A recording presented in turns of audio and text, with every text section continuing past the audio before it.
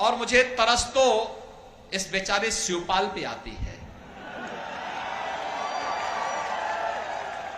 वो तो केवल जैसे सत्यनारायण की कथा में जजमान एक होता है, कथा सुनता है और बाद में अन्य लोगों को चूर्ण वितरित कर दिया जाता है, तो ये केवल चूर्ण खाने वाले व्यक्ति रह गए हैं। कभी नेताजी मुलायम सिंह जी के मुख्य सिपह सालार हुआ करते थे, पूरे प्रदेश में तूती बोलती थी, और आज क्या हालत है। यानी कहीं कोई कार्यक्रम हो रहा है तो उनको बैठने के लिए सोफा नहीं मिलता, हत्ता मिलता है बैठने के लिए, हत्ता। और चूरण खाने के आदी हो गए हैं। और इसीलिए मैं आप सबसे कहना चाहता हूं, अरे वीर भूमि है, चूरण मत खाइए।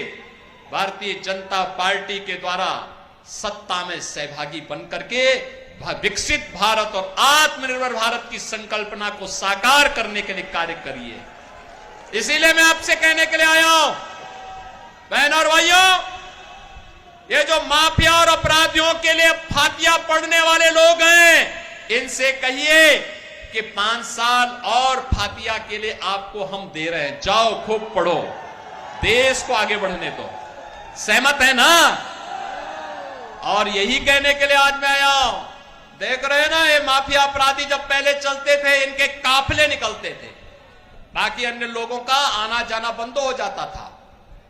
और अब इनके गले में तख्ती लटकी है, कहते हैं हुजूर एक बार केवल जान बख्श दो, थैली लगा करके आजीविका चला लूंगा।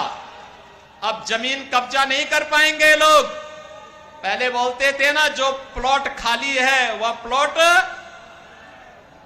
उस पे कब्जा करते थे जबरदस्ती, सपा का बोर्ड लगा के कब्जा कर लेते थे। अब भी कब्जा कर पाएंगे क्या?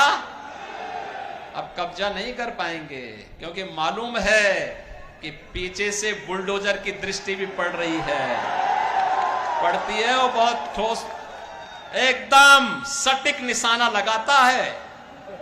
और जब चलता है ना, तो ऐसे चलता है कि बड़े बड़े माफिया की पैंटें गीली हो जाती हैं।